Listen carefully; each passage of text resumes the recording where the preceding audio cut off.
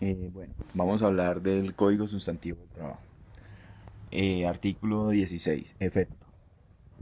Las normas sobre trabajo, por ser de orden público, producen efecto general inmediato, por lo cual se aplican también a los contratos de trabajo que estén vigentes o en curso en el momento en que dichas normas empiecen a regir, pero no tienen efecto retroactivo, esto es, no afectan situaciones definidas o consumadas conforme a las leyes anteriores.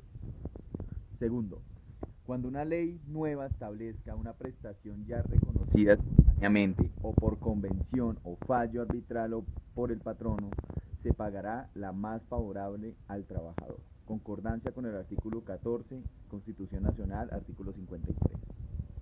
Artículo 17. Órganos de control. La vigilancia del cumplimiento de las disposiciones sociales está encomendada a las autoridades administrativas del trabajo.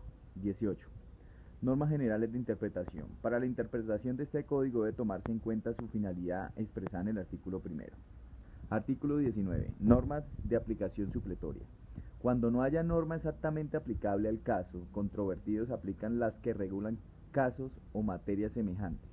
Los principios que se deriven de este código, la jurisprudencia, la costumbre o el uso, la doctrina y recomendaciones adoptadas por la organización y las conferencias internacionales del trabajo, en cuanto no se opongan a las leyes sociales del país, los principios del derecho común que no sean contrarios a los del derecho de trabajo, todo dentro de un espíritu de equidad. En el paréntesis de los convenios fue declarado exequible condicionalmente siempre y cuando no exista convenio aplicable directamente como fuente principal o prevalente al caso controvertido y que el convenio aplicado supletoriamente esté debidamente ratificado por Colombia. Artículo 20. Conflictos de leyes. En casos de conflictos entre las leyes del trabajo y cualesquiera otras, prefieren aquellas. Normas más favorables. En caso de conflicto o duda sobre aplicación de normas vigentes del trabajo, prevalece la más favorable al trabajador. La norma que se adopte debe aplicarse en su integridad.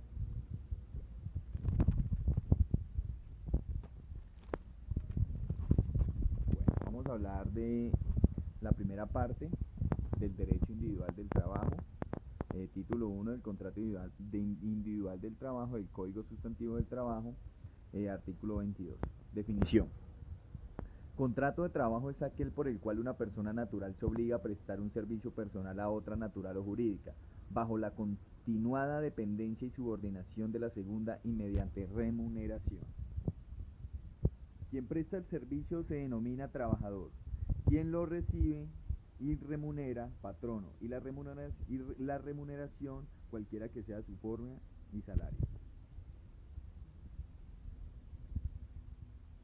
Nota. Mediante la Ley 50 de 1950, la denominación patrono utilizada en las disposiciones laborales vigentes se entiende reemplazada por el término empleador. Artículo 26. Subrogado por la Ley 50 de 1990, artículo primero, elementos esenciales. Primero, para que haya un contrato de trabajo se requiere que concurran estos tres elementos esenciales. A.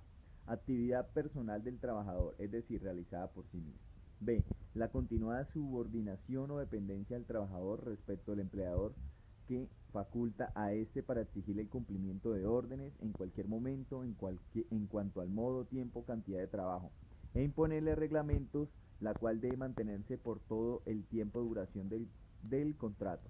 Todo ello sin que afecte el honor, la dignidad y los derechos mínimos del trabajador en concordancia con los tratados o convenios internacionales que sobre derechos humanos relativos a la materia obliguen al país, y C. Un salario como retribución del servicio. Segundo, una vez reunidos los tres elementos de que trata este artículo, se entiende que existe contrato de trabajo y no deja de serlo por razón del nombre que se le dé ni de otras condiciones o modalidades que se le agreguen.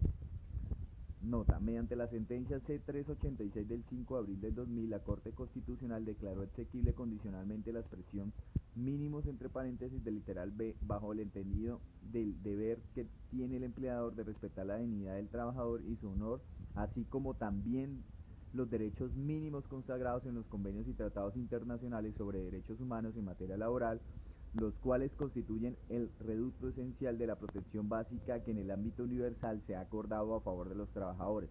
Por consiguiente, sin perjuicio del respeto de los derechos mínimos mencionados, cuando el empleador ejercite los poderes propios de la subordinación laboral, está obligado a acatar los derechos de los trabajadores que se encuentren reconocidos tanto en la Constitución como en las demás fuentes formales del derecho del trabajo. Concordancia con el artículo 5, 25, 27, 127 a 132, 194, 307, 316. Constitución CC, artículo 1501, 1502. Ley 1010 del 2006.